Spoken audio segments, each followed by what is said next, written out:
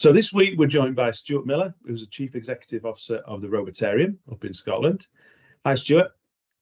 Hi, Mark. How are you? I'm fine. How are you? Very well, thanks. Good, good. Can you tell us a little bit more about your role and what your organisation does? Sure, yeah. Maybe I'll start with the organisation and then I'll talk a little bit about my role. So the National Robotarium has been running now for just over a year. We opened last September. And at the top level, our real aim is to try and help the whole of the UK. That's why we're called the National Robotarium. Help the whole of the UK get more out of robotics. And that tends to break down into 3 or 4 major areas. So the first area is helping businesses that think robotics might be something they want to use, to de-risk that transition, to understand not just the technology, but all the other things that go with a business as it adopts robotics. What does it mean for their existing staff? What does it mean in terms of costs? What does it mean in terms of safety? Are they really going to get out of that purchase and use of robotics what they really need? So we can kind of be an independent handholder in that respect, but we can also help people think more long term about what's their business going to look like in 5 years and in 10 years as they have more robotics than they have today in their businesses. And that's not just manufacturing, that's everything from agriculture to construction, healthcare. We're even looking at applications in space. We're looking at applications in manufacturing and logistics and more traditional things, but also things like in the nuclear industry. So that's a big part of what we do.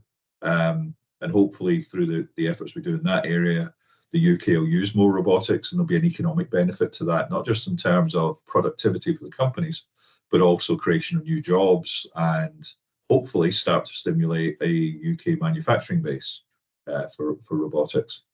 Sitting right alongside that is to try and encourage more money to go into research. So there's quite a lot of money goes into research and robotics at the moment, but tends to be at low TRL level, which is the nature of research. But obviously, it would be good if we had more of that going on. It'd be good if it was a little bit more coordinated as well, so that we could identify the areas where the UK can excel. So we're in that conversation as well.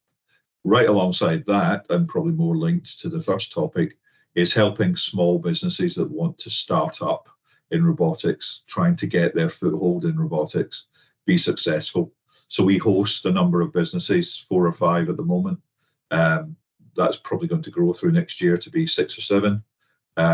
And we have a few other businesses that work with us that are not actually resident in the National Robotarium. So overall, in our first year, we probably got about between 8 and 10 companies that we worked with to try and accelerate, incubate, help them grow. And our role there really is to give them a place where they can develop their product that's got the facilities that they need, not just office facilities, but also workshop facilities and labs to do testing in so that they can develop their product. But at the same time, we try and network them with industry partners that could maybe use the product, but also with investors that could help them with the finance they're going to need to be successful. And then our final bit is to try and encourage people to see robotics as a career path.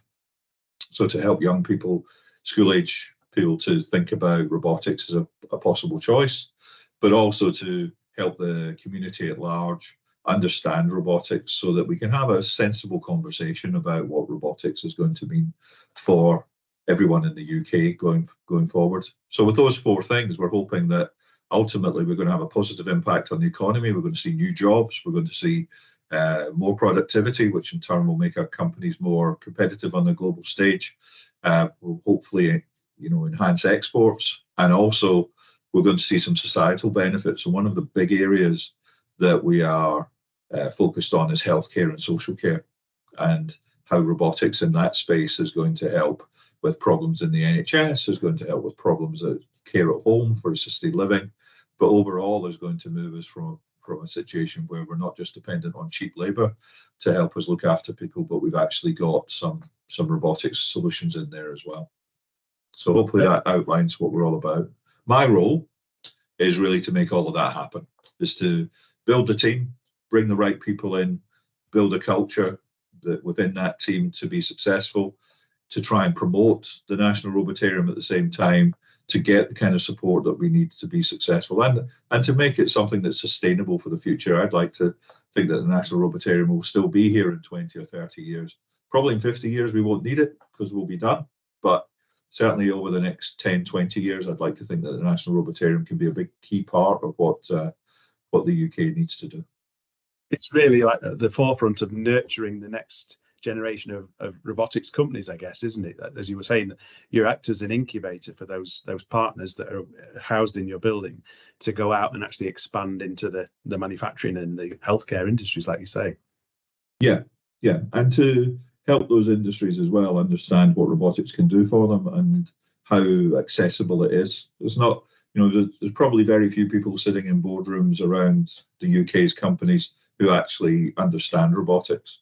So it's useful to try and help those companies, whether it's at boardroom level or at engineering level or at middle management level, to get to grips with what robotics is about and try and demystify it and remove the barriers to adoption, while at the same time promoting, as you say, promoting the small businesses and helping them to get a leg up and get ready for hopefully scaling up and becoming an established part of the economy over the next few years as well.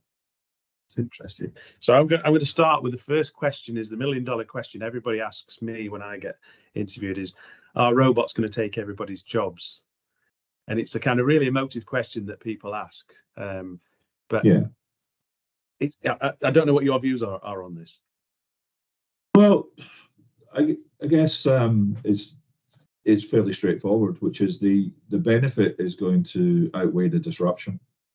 So particularly if we look at healthcare and social care, if we look more generally at technology changes going back in history, we could go all the way back to the wheel, and we could look at steam engines, we could look at aircraft, we could look at mobile phones, we could look at personal computing. All those technologies in the end have resulted in more people today on the planet Earth having meaningful work to do than there was previously. Yes, they've all brought a level of disruption with them. Certain roles and jobs, we don't have typists anymore, but we still have the equivalent number of people who were doing typing, and if we go back 50 years ago, doing something else. So I'm quite positive about this. I think that this is just another example of a technology which will help us to do what we want to do, whether that's to help us keep us all safe, keep us all healthy, or help us to be more productive, or help us to decommission the nuclear power stations that we've got to decommission over the next few years in the UK. Help us to do all of that. It will be a different way from the way we would have done it without robots. But someone was saying to me the other day that if robots had come first, there'd be a lot of things that they wouldn't want the humans to do. And I think it's, if you look at it from that point of view, there's a lot of things we've got humans doing today that if we had robots before, we probably wouldn't have done it that way, because, yes, it's not so great for their health, or it's, putting them in a certain dangerous situation. So I think that's a fairly long-winded answer, but I think the simple answer from me anyway is that I don't think we've got too much to worry about. I think we need to be careful about how we do it. We need a bit of legislation. We need a bit of regulation to make sure that, it's not an uncontrolled introduction of robotics. But I do think it's going to be inevitable, because I think the macroeconomic and societal pulls for the need for robotics are there, whether it's productivity for manufacturing companies or whether it's helping people who are frail or elderly living at home. Those pools are there, and the staff labour shortages that we have in those areas are there as well. So I think it's an inevitability that there's going to be a lot more robots. There will be disruption. I don't think we should shy away from that. I think everyone should be very open about that. But in the longer term, I think we come out with a much better civilization, a much better society, where we're able to concentrate on the things that humans are good at and leave the things that the machines are good at for the machines to do. Yeah, I mean, we've always agreed that it's empowerment through technology. It's unthinkable of a world without the internet now, and how the internet's revolutionized everything that we do, business, how we buy things, how we liaise with email and so on. It's empowered us rather than holding us back. Yeah, and I think, slightly to one side of robotics, when we look at artificial intelligence, You know, on the one hand, artificial intelligence is helping us to do cancer screening much, much better than we ever did, and therefore helping people to live and recover from cancer. On the other hand, we're all worried about what ChatGPT might do for people cheating on exams. I don't think that's any different from any other technology that we've introduced. There's always been pros and cons, and we've found a way, I guess, sometimes through trial and error rather than through being proactive, but we've always found a way to get to grips with that. I guess if there's anything that does worry me, it's government's ability to be proactive. I think we see with any introduction of technology, and I think we're seeing it right now with AI, that it's a reactive approach. The technology has to hit the headlines. The worries about the technology have to hit the headlines before we see positive action from governments. And we've seen that very much, I think, with AI over the last 6 to 12 months. I don't think robotics yet has been properly assessed. You know, the kind of robotics that UR, for example, is involved in is not the same conversation as you would have if you're talking about a humanoid robot, or you're talking about bringing a robot into a hospital that's going to be moving around while there's patients, while there's doctors, nurses, visitors in that same space. So autonomous robotics is a different conversation, but I actually think that's where there's going to be massive growth over the next few years, because that technology is there now and it's becoming affordable. And we're seeing it in wheeled form, we're seeing it in two-legged form, we're seeing it in four-legged form. And certainly the work we're doing at the National Robotarium is dominated by autonomous systems. That's where most of the interest is coming from, the companies and organizations that we work with. Yes, it's quite interesting, that field, isn't it? How quick it's growing, really. Yeah. I was got another question to ask you about how we differ. So other countries have a very different opinion or attitude to robotics. I'm thinking people like Germany or South Korea or Japan. And do you think there's any sort of cultural difference why those kind of countries would be more open to automation and robotics than the UK would? I think it's less cultural and more economic. I think if you look at where robotics has been embraced, particularly into manufacturing, it's been, in some instances, been in countries that are trying to grow, you know, Korea, etc. That they're trying to expand, they're trying to grow, and that's a good choice for them because they start with robotics. You know, older economies have started with, you know, a decent, if not vibrant economy based on no robots. So that presents a barrier because you need to convince yourself that using robots is better than what you've been successful in doing up until then. But then if you look at countries like Germany, I think they've taken, their situation is different and their attitude has been different as a result, which is it's about being competitive on the global stage. It's about productivity. It's about driving down unit costs, etc. And also enhancing the product, both in terms of its reliability and the kind of product you can build with a robot as opposed to doing it by hand. So I think for different reasons, different economies and therefore different countries look at it slightly differently. I think for the UK, I think a big part of it has been that we've relied on hands-on labour and cheap hands-on labour for far too long and not really seen the long-term benefit and taken that long-term view to spend the money to move across to robotics. And again, go back to your other question, that doesn't mean that you're going to replace a human operator with a robot. It means that you're going to enhance your business capability by continuing with that human operator, but instead of adding another human operator, now you're going to add a robot. And that's going to bring a different dimension to your business. And I don't think enough businesses are looking at it that way. A lot of the people that I talk to have looked at it from the point of view, what do I pay a human worker? What's it going to cost me to buy a robot? That's the end of the conversation, rather than what else does a robot bring in terms of, you know, repeatability, in terms of reliability, being able to work in environments that humans don't want to work in, overcome a labour shortage, all those kind of things. But also recognising that there's an awful lot in their operation that still needs to be done by humans because robots can't do it all. And I don't think they ever will be able to do it all. maybe in science fiction, eventually we get there. Yes. But I think, you know, in a foreseeable future, there's always going to be a mix. And that's why coboting is such an important thing. And I think that's why you see a lot of companies now seeing coboting as the next step for them, whether it's we didn't have robots before, but we need a robot. Actually, let's start with a cobot, or whether it's we used to have robots, but we're now moving to coboting. So, yeah, for all of those reasons, I think different incentives and motivations in different parts of the world, but increasingly, I think an awakening in all economies to the need to move towards robotics. I think we're seeing that in spades in America. I think they're really starting to embrace it now in a way that they haven't done up until now. Well, definitely haven't done up until now. But having said that, they've not been anywhere near as backward as we have in the UK, where we just seem to have turned a blind eye to it up until now. Which, coming back to what I have to do at the National Robotarium, makes life either difficult or easy depending on how you look at it, because we're starting from a low point. So any way is up.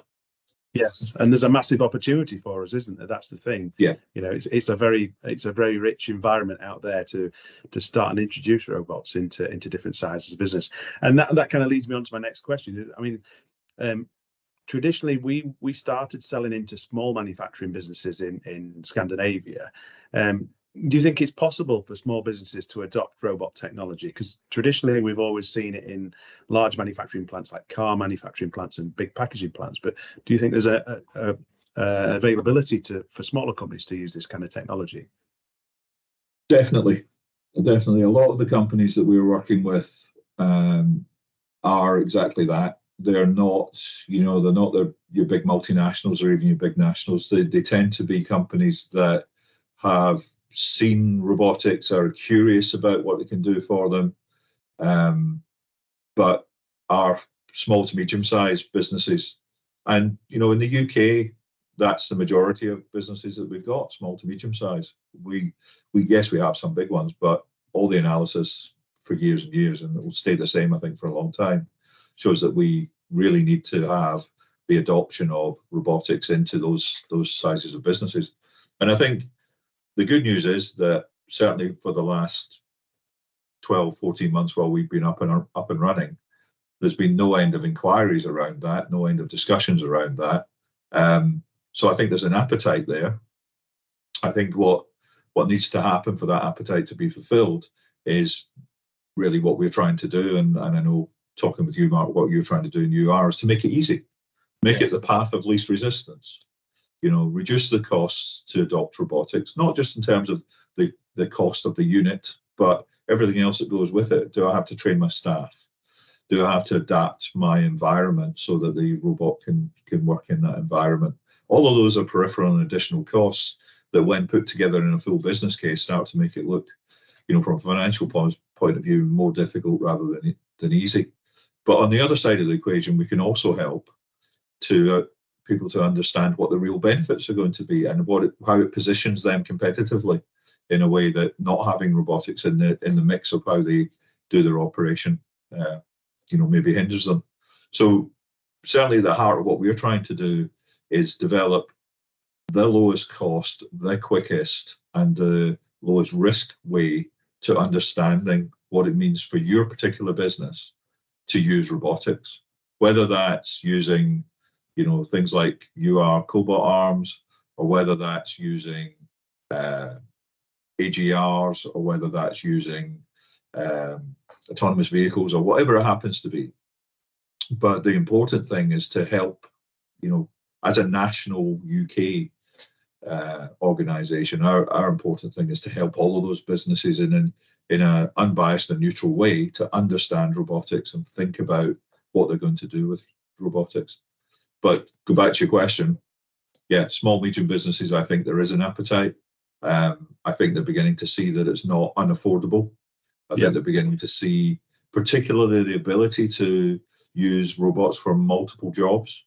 So it's not one robot, one job. It's the reprogrammability and the repurposing, even within hour to hour within a workplace is something that I don't think many organizations have started started to properly appreciate and what that really means for them. So I think as they get to understand that, so the flexibility of the platforms, the ease of use, and they always ask about reliability. Making sure that they properly are happy that they're going to be reliable. Yeah. So just as on a sort of side note, one of the interesting conversations that we've started to have more often now is, so what is the backup plan? If I move across to robotics with my organization and then the robots stop working for whatever reason, can I revert to a manual process? And that's quite important for them to properly understand as well. Yeah, I think that's one of the areas where cobots are useful, because they don't take up the same sort of space as an industrial robot, and they can work closer to people. If you can put them into a park position and take over that role in a manual with a manual worker if you needed to. Exactly. And that's the interesting thing about how the workspace is going to change, with people working more closely with automation, I think, for the future. So yeah. And we've talked with a couple of organizations that they have to be operational. They're doing things that have to operate 24 hours, 7 days a week, because in some cases people's lives depend upon it. And so moving to robotics for them has a lot of advantages, but the one reassurance that they need is if for whatever reason the robotics solution doesn't work, they need to be able to step in with something that's able to take over. So, removing completely the capability to do the job in a different way for them isn't an answer. For other businesses, yeah, it's maybe not such a big problem. A bit of downtime's okay. But for things like blood sampling or pharmaceutical manufacture or water purity checks, etc., those kind of things, so the answer is not, well, the robot stopped working, we can't make sure everyone's safe anymore. Yeah, it's critical, isn't it? Yeah. One of the areas that we've seen with quite high growth for applications this year has been in the electronics industry. And it's quite interesting, I guess, as more companies are supplying into the electric vehicle market, we're starting to see more of that being decentralized, coming back from the Far East. Yeah. What's your opinions on that? Do you think that robots can actually help with reshoring and give us more sustainable supply chains into the manufacturing network? I think they're essential for reshoring, because I think if the offshore capability is robots based, then you're not going to be commercially competitive. The sums just aren't going to add up. Even if you're driven by a really good, climate change sustainability agenda to get rid of the transportation carbon footprint, you're still going to be trading that off against, I may actually say, is this the same cost or more when I bring it onshore? Now, I'm sure within those thought processes and within those equations, people are prepared to trade off that a little bit in terms of a wee bit of extra cost to be able to reduce the carbon footprint. But I think fundamentally, if you're coming from a low labor cost environment and onshoring, or you're coming from an already automated environment and onshoring, you're going to need automation. And automation these days is robotics, because if you don't automate with robotics, then you will be obsolete in a few years' time. So you need to go straight to robotics. So I think you're absolutely right. There's going to be quite a pull there. I also think, on a related note, we're seeing a lot of interest from organizations working in sustainability, using robotics for waste recycling, but also for doing tasks that reduce the overall carbon footprint of the task. So seeing the carbon footprint as being the start for the innovation, but the innovation leading them down a path where robotics is the right answer. But to go back to your question again, I think people who are looking to onshore their operations will definitely find themselves looking at robotics as being the right answer, for all the reasons I've just mentioned. Yes, to decentralize, if you like. one of the things that we touched on earlier was about skills and the need to have people trained for this next generation of programmers. And do you think there's a need to create a new classification of skill for robot programmers to be similar to somebody who's maybe like an electrician or a mechanical fitter, rather than having to go down the university route? Yeah, I think there's different layers. I mean, if you look at any sort of engineering-based industry, there tends to be different layers. You'll have PhD qualified researchers in that particular field. You'll have people with MSCs. You'll have people with BSCs. You'll have people with vocational training, and you'll have people who have gone into the industry with no specific training and have learned on the job. I don't think robotics is any different from that, but I do think that, going back to the point I made earlier about trying to be proactive, I think there needs to be a bit of a plan. So I could envisage a scenario where, if we take, for example, the consumer market gets flooded by imported robotics. You know, everyone's got a robotic lawnmower, everyone's got a robotic Hoover, everyone's got window cleaning robots, and they might have one or two other robots in their homes. So I'm thinking only, within the next 5 years or so, everyone's starting to see robotics, just in the same way as they use dishwashers and washing machines and tumble dryers right now. If that happens, and I'm pretty sure it will, then there's going to be a need, just like there is for all those other white goods, there's going to be a need for maintenance and repair. Now, there's two ways that can be delivered. One way is that the manufacturers from abroad start setting up their own networks to do that for their own equipment here in the UK. If we look at domestic appliance market at the moment, that is met in some part that way, but it's also met by franchising, and it's also met by independence. So you will see a white van driving down the road that says, domestic appliance repairs. I think in future there's going to have to be and robotics, or robotics appliance repairs. Yeah. So where I'm getting to is, I think there's going to be a generational need the next 10, 15, 20 years to have people who are driving white vans that say robotics repairs and maintenance. And I think there'll be more demand in terms of quantity of people at that level than there will be for PhDs, robotic coders, etc. There'll still be a need, obviously, and hopefully a growing need for that. But I think it's a pyramid, and I think there's a layer in that pyramid which needs to be fulfilled with, and I think that, traditionally, again, in the UK, that's fulfilled through the further education colleges, not the higher education universities.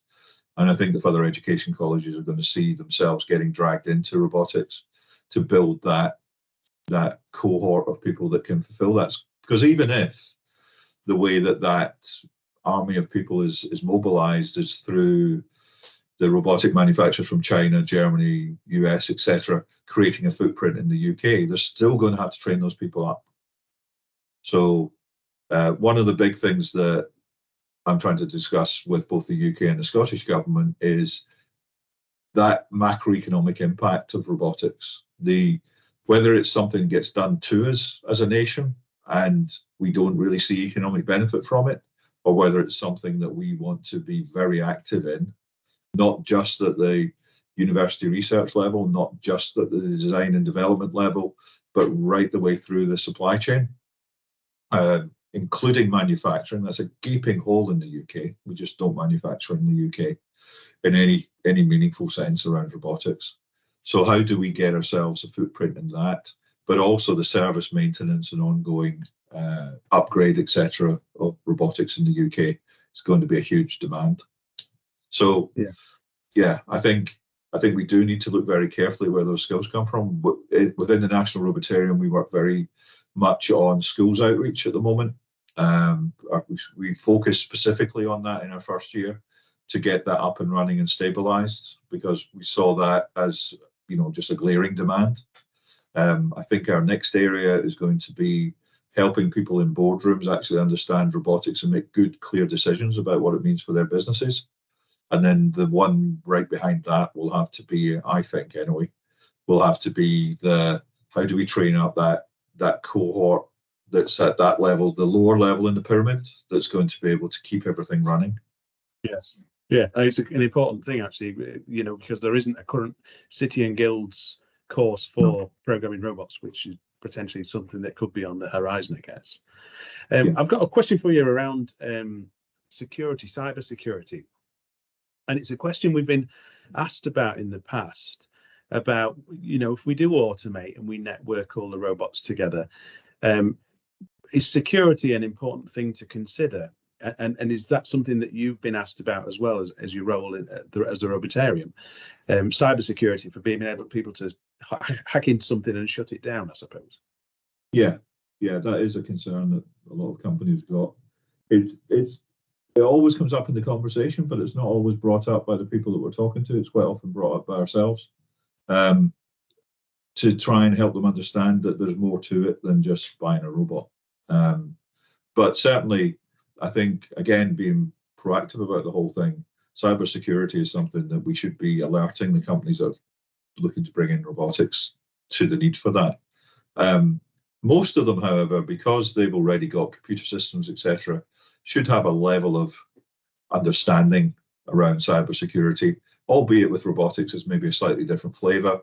And if you don't get it right, the consequences are quite a bit different. It's not, you're not just going to get ransomware. You're going to have, particularly with autonomous systems, you could have those autonomous systems moving in a way that you're out of control. So I know, for example, in discussions I've had with people who are involved in what the large logistics companies are doing, and for example, what Cado are doing and what Amazon are doing, they are acutely aware of that. Their operations could be shut down if they're not cyber secure. But even there's even less knowledge in terms of if you are going to have autonomous robots operating in your facility, recognizing the need for reliable Wi-Fi and not having Wi-Fi black spots, because obviously the robot stops at that point. So yes. I think for autonomous robots, less so maybe for the kind of things that UR do, but certainly for autonomous robots, cybersecurity is utmost. Because the last thing we need as a community that's interested in promoting robotics is for bad examples of robotic use to come into the public domain. Stories about rogue robots and things like that.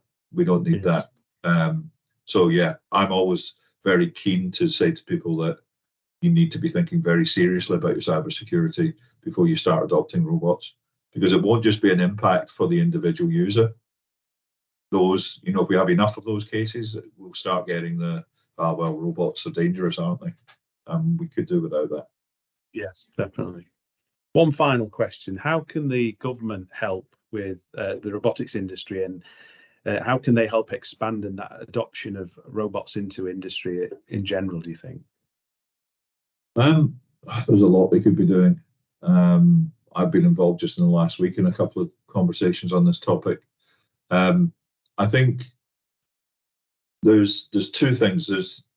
There's creating a pathway that makes it easy for companies to adopt. And what I mean by that is, if I'm running a company and I've decided that robotics is going to be part of my strategy for the future, I need to find a really easy way to do all the things we just talked about in the last half hour or so.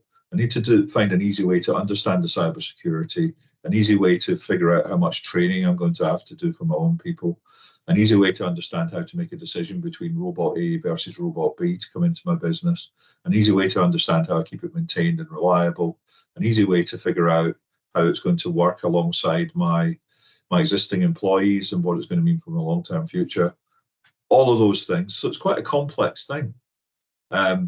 So what government needs to be thinking about is, how do we help those companies, and you mentioned it before, Mark, not just the big ones, but the SMEs as well, to understand all of that, to be able to make the pathway for adoption smooth and straightforward.